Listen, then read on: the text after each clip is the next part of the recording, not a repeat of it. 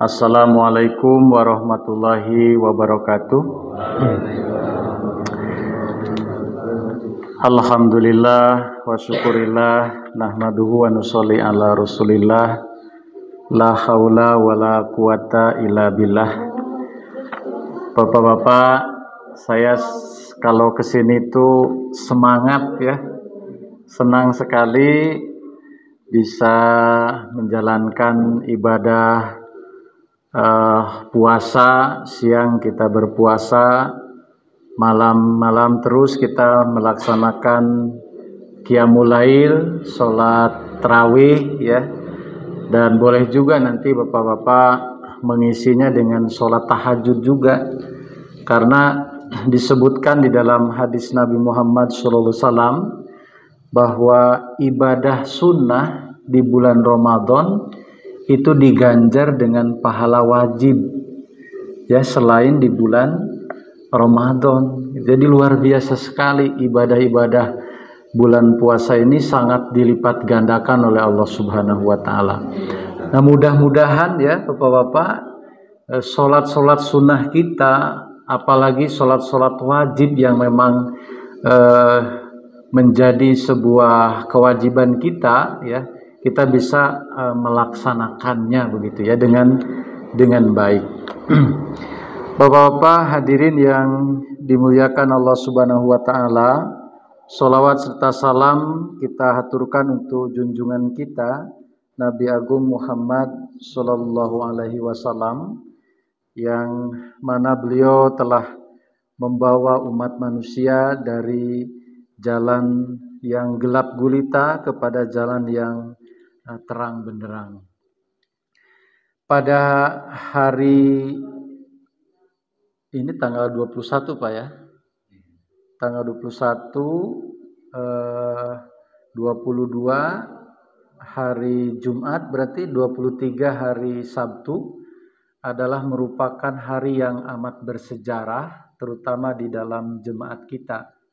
Jadi pada tanggal itu ada 40 orang yang berbaiat kepada Imam Mahdi, kepada Hadrat Masih Maud alaihissalam. Jadi sejak saat itulah kemudian berdiri jemaat ini. 1889, kalau sekarang 2024 itu sudah 135 tahun jemaat kita ini. Jadi suatu hal yang tidak mungkin akan berdiri dengan terus selama ratusan tahun kalau tidak ada izin Allah Ta'ala. Ya, nggak mungkin ya, nggak mungkin. Bahkan sekarang terus menyebar ke seluruh pelosok dunia. Di Eropa kita punya masjid-masjid besar, di Amerika, kemudian di negara-negara Afrika bahkan lebih maju daripada kita. Mereka punya sekolah-sekolah, mereka punya rumah sakit ya. Bahkan mubalik kita juga ada yang bersekolah di Afrika Pak, di Ghana itu, sampai mereka mendapatkan S2 lah kalau di umum itu, kalau di kita gelarnya syahid. Nah tentu ini kalau bukan karunia Allah Ta'ala tidak mungkin ini bisa berjalan. Oleh karena itu Bapak-bapak, mari kita syukuri nikmat Allah Ta'ala ini, karena disebutkan di dalam Al-Quran, wa'tasimu bihablillahi jami'a wala tafaroku ya.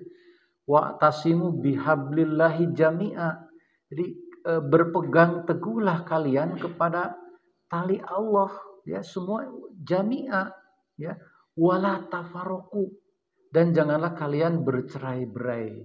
Salah satu tali Allah yang diulurkan ke bumi adalah adanya jemaat ini Bapak-bapak. Mau diombang-ambing, mau kayak gimana aja, jemaat ini terus saja berdiri, terus saja berjalan. Karena apa? Karena di dalam hadis Rasulullah SAW disebutkan, la tahliku ummati. Jadi umatku tidak akan hancur gitu ya, karena ana fi awaliha, sabda Rasulullah. Umat Islam ini tidak akan hancur karena aku ada di awalnya. Islam datang ini kan bersama Rasulullah SAW. Pada saat Islam ini mulai berdiri, hanya 5 orang Pak yang berbaiat kepada Rasulullah. Rasulullah sendiri, Hadrat Khadijah, kemudian Hadrat Umar, Hadrat Abu Bakar, Hadrat Bilal, dan satu lagi Hadrat Ali. Jadi dari kaum ibu-ibu satu perwakilannya Khadijah, dari kaum bapak-bapak Abu Bakar mungkin Pak Sumarnya atau Pak Suyarnya barangkali Abu Bakar itu udah sepuh ya pada saat itu. Kemudian yang mudanya Hadrat Ali. Nah, itu jadi hanya 5 orang, bayangkan Islam awal-awal berdiri itu 5 orang saja, tapi Rasulullah kemudian mendapat gangguan, mendapat boikot dari masyarakat Quraisy pada saat itu. Mereka menyembah berhala, oleh Rasulullah diajak menyembah Allah Ta'ala. Itu makanya jare Semar itu yen mung rupa sing gawe atimu tresno, jur kepiye arep tresno karo Gusti, marang Gusti sing tanpa rupa. Ya, ini jadi wah, ini bahasa Jawa itu mendalam sekali. Saya terkagum-kagum dengan bahasa Jawa itu, Pak. Nah, jadi di masa awal Rasulullah SAW diutus itu bukan nikmat, yang ada penentangan, Rasulullah dihina, Rasulullah dilempari, Rasulullah SAW disiksa itu. Hadrat Bilal itu diseret di pasir yang panas, padang pasir di sana panasnya berapa kali lipatnya Kalimantan kan, sampai tebel katanya ini tuh kulit punggung Hadrat Bilal itu ya, dijemur di matahari yang terik, digencet di batu panas. Tapi Islam terus saja berjalan karena Rasulullah diberi janji oleh Allah Ta'ala bahwa Islam ini akan tersebar ke seluruh pelosok dunia. Dan betul saja 10 tahun Rasulullah di tanah Arab mengalami penyiksaan, mengalami boikot, mengalami penghinaan. Kemudian Rasulullah hijrah. Kemana hijrah? Ke Madinah. Rasulullah hijrah ke Madinah itu diterima dengan luar biasa. Padahal Madinah pada saat itu dipimpin oleh Raja Kristen, gitu ya. Jadi luar biasa sekali Rasulullah mendapat kebebasan, umat Islam bisa beribadah, bisa membangun masjid. Masjid pertama itu ya, masjid di Kuba, masjid di Madinah, itu kan setelah Rasulullah berhijrah, begitu ya.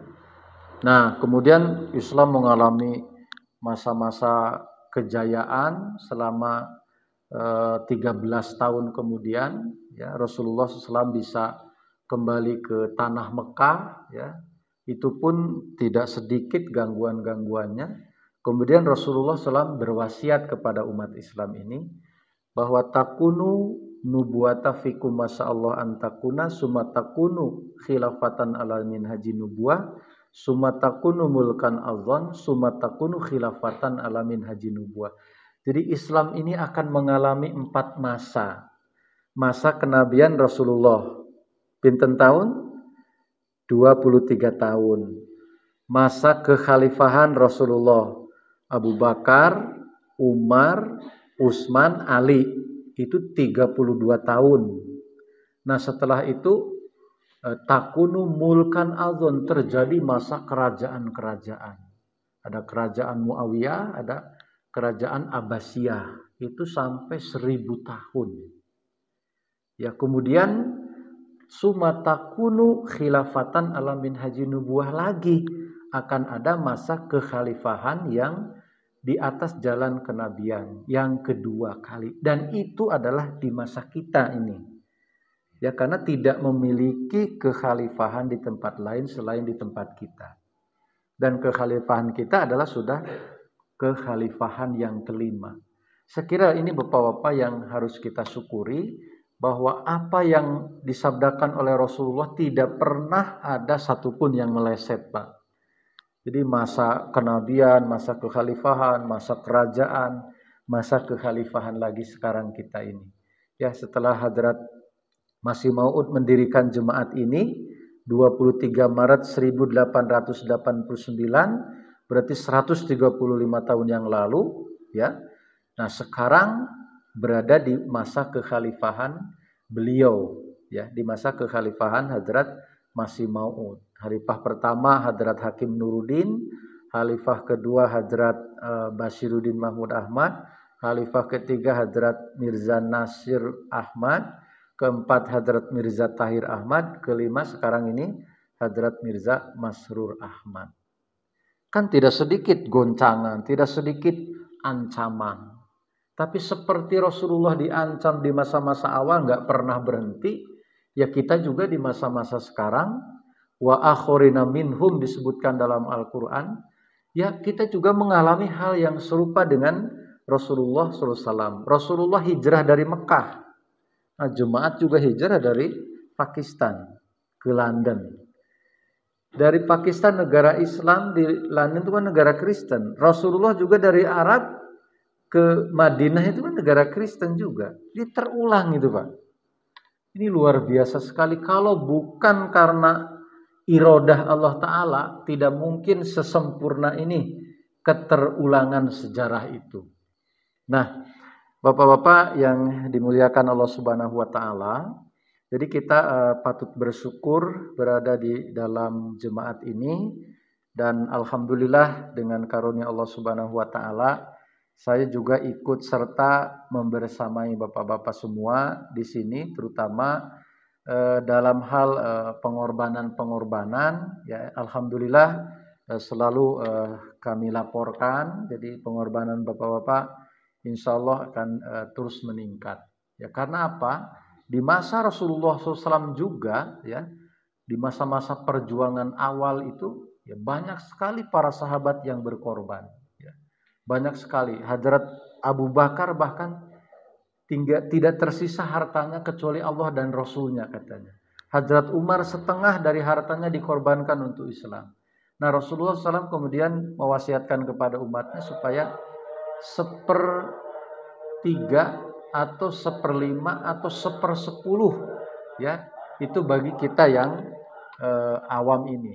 Atau kita yang sedang belajar 1/16 dari penghasilan. Itu semua adalah mencontoh daripada perjuangan Rasulullah SAW dan para sahabat. Jadi bapak-bapak coba ya, kalau bapak-bapak punya rezeki 20.000 misalnya, dicandahkan 10.000 katakan, atau 5.000 katakan. Yang tersisa itu kan sebetulnya yang 5.000. Yang 15.000 mah dibelanjakan habis. Nah, itu tabungan kita, ya, tabungan kita di akhirat untuk Allah Subhanahu wa Ta'ala. Sebetulnya bukan untuk Allah, untuk kita juga gitu ya. Nah, itu kita lestarikan memang pengorbanan-pengorbanan seperti yang dilaksanakan di masa Hadrat Rasulullah Shallallahu Alaihi Wasallam. Nah, bapak-bapak, saya akan sedikit membahas ini 5 menit lagi, insya Allah, tentang Lailatul Qadar ini, Pak ya. Disebutkan dalam surah Al-Qadar surat Al-Qadar ini surat ke-97. Inna anzalnahu fi Lailatul Qadar. Jadi sesungguhnya Allah telah menurunkannya Al-Qur'an ini yang kita baca fi Lailatul Qadr, pada malam takdir, malam qadar. Wa ma adraka ma Lailatul Qadr, dan tahukah kamu apakah malam Lailatul Qadar itu? Lailatul Qadri khairum min alfis syahr. Malam qadar itu adalah malam yang lebih baik dari 1000 bulan. Tanazzalul malaikatu warruhu fiha bi'izni rabbihim min kulli amr. Karena apa? Turun Pak malaikat pada saat Lailatul Qadar itu, ya. Dengan izin Allah, dengan izin Tuhan mereka. Salamun hiya hatta matla'il fajr. Selamat sejahtera kepada hingga malam itu, hingga waktu fajar. Nah, coba kita artikan sesuai dengan hadis-hadis Rasulullah SAW. Jadi qadar ini, Lailatul Qadar ini adalah ketentuan, kesempurnaan, ya, kemuliaan, itu artinya. Jadi bulan puasa ini diturunkan Al-Quran di waktu malam yang paling mulia. Karena Al-Quran ini mulai diturunkan oleh Allah Ta'ala pada bulan Ramadan. Bulan ini, ya, makanya oleh kita tadarusan terus ya. Mudah-mudahan nanti tamat Pak insya Allah ya. Tamat nanti membaca Al-Quran. Nah, rupanya Lail itu kan malam. Malam itu kan menuju ke waktu fajar, di sini disebutkan ya. Salamun hiya hatta matla'il fajr. Malam itu gelap gulita dan fajar itu mulai matahari terbit menuju siang kan. Dari gelap gulita menuju terang benderang. Jadi bisa juga diartikan secara tafsiriyah ya, bahwa Lailatul Qadar itu ya, malam takdir itu, malam ketentuan itu merujuk kepada utusan-utusan Allah Ta'ala. Nabi Muhammad SAW diutus di bangsa mana Pak? Bangsa Arab yang terkenal jahiliyah. Ya. Tapi dengan hadirnya Rasulullah dari kebodohan itu menjadi terang benderang. Jadi Rasulullah SAW bisa dikatakan adalah Al-Qadar. Lailatul Qadarnya zaman itu adalah datangnya Rasulullah SAW. Siapa yang mengikuti Rasulullah maka mendapatkan cahaya. Gitu. Maka bisa diartikan kalau begitu, Lailatul Qadar pada zaman ini adalah kehadiran wakil Rasulullah SAW, yaitu Hadrat Masih Maud, Hadrat Imam Mahdi, yang sudah kita imani. Kalau kita mengikuti Hadrat Imam Mahdi sama seperti para sahabat mengikuti Rasulullah, mendapatkan cahaya yang terang benderang. Kenapa dikatakan lebih baik dari 1000 tahun, 1000 bulan? Coba, kalau mengikuti utusan Allah Ta'ala, seumur hidup akan berkah. Seumur hidup akan mendapatkan limpahan karunia dari Allah Ta'ala. 1000 bulan, coba Pak, 1000 bulan kalau dibagi per tahun, 1 tahun berapa bulan? 12 kan? Kalau 1000 bulan dibagi 12 itu ketemunya 83 tahun. Nah, 83 tahun itu rata-rata umur kita lah. Mbah Sumar pinten? 65. Hampir 70 Mbah Suya. Nah, jadi rata-rata umur kita itu 80 lah. Kalau itu masih sehat, masih ya. Jadi memang kalau beriman kepada utusan Allah Ta'ala, seumur hidup 80 tahun kira-kira akan terus mendapatkan keberkahan Allah Subhanahu wa Ta'ala. Makanya disebutkan malam Lailatul Qadar itu lebih baik dari 1000 bulan. Ya, siapa yang menerima Lailatul Qadar, dia akan memperoleh kehidupan yang lebih baik selama 1000 bulan. Artinya siapa yang beriman kepada utusan Allah Ta'ala di zaman sekarang ini Hadrat Imam Mahdi, maka hidupnya lebih baik dari 1000 bulan itu. Karena akan sampai akhirat juga akan diberkati oleh Allah Subhanahu wa Ta'ala. Hadrat Bilal yang azan di masa Rasulullah itu masih hidup saja di dunia. Rasulullah sudah menyabdakan bahwa terompah Hadrat Bilal terdengar di surga. Artinya Hadrat Bilal akan masuk surga. Nah, seperti itu saya kira. Bapak-bapak, saya tidak akan lama-lama. Mudah-mudahan kita semua, keturunan kita, keluarga kita senantiasa berada di dalam Lailatul Qadar ini. Karena lebih baik daripada 1000 bulan tadi. Jazakumullah, mohon maaf atas segala kekurangannya. Wa akhiru da'wana alhamdulillahirabbil alamin. Wassalamualaikum warahmatullahi wabarakatuh.